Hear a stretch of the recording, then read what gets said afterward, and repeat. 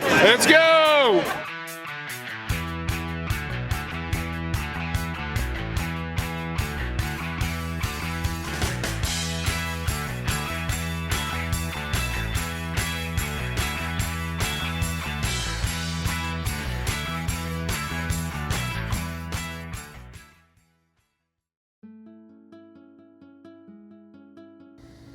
Well, first it's a Hokey Stone.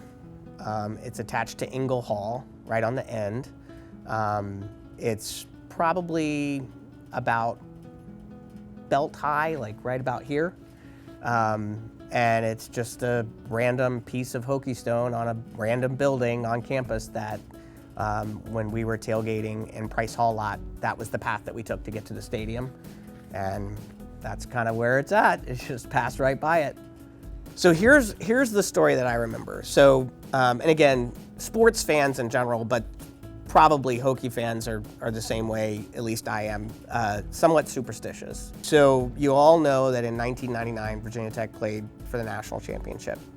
My birthday that year, which is November 5th, I received a Corey Moore jersey. During the Boston College game, which was the last game of the season that year, a very special game. It's the one where you see all the orange behind the stadium and everything. That was the game that we went undefeated. And we all rushed the field. And we were on the field and just kind of running around, you know, cheering, screaming, everything. And one of the things that happened was I turned around and I ran smack into Corey Moore. Like smack into him that he knocked me on the ground. And he reached down and picked me up by the arm, and I had his jersey on. And he had a Sharpie. And so he signed my jersey right there. And it's this freak thing that happened.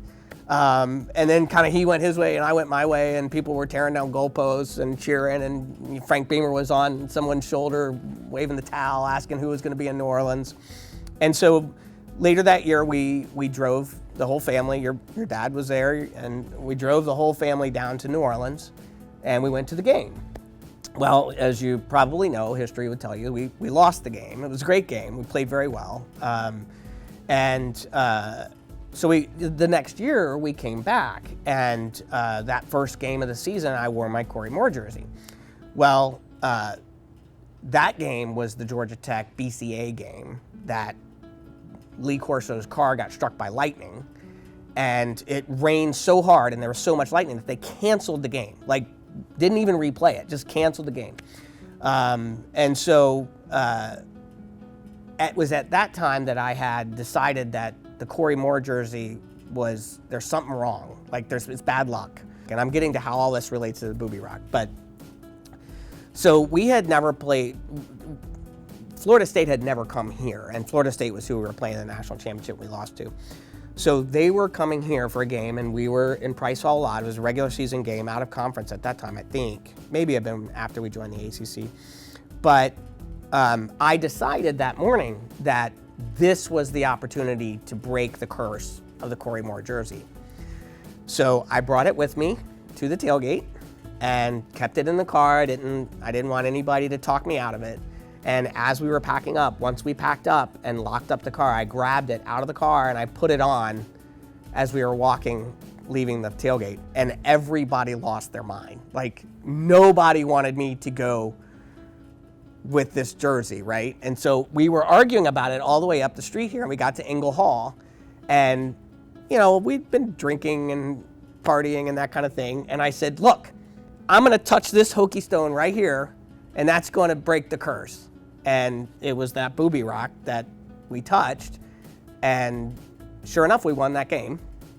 Now, I still am not wearing the Corey Moore jersey regularly because I think it's kind of brought to a resting place where kind of all the magic is equal balanced right now, so I don't want to screw anything up. But that's generally how it started.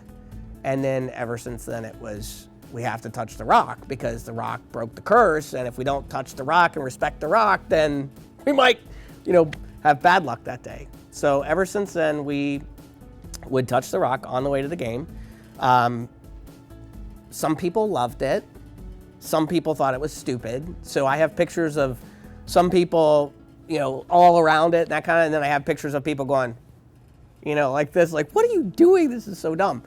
But I think it's just one of those things that, and again, sports fans in general, but I think Hokies and football fans, you just kind of associate with it, right? And you're like, this is what I got to do, so you do it. And then it becomes part of lore and be a part of your family, right?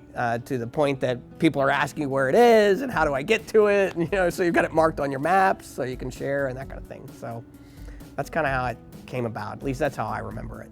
So.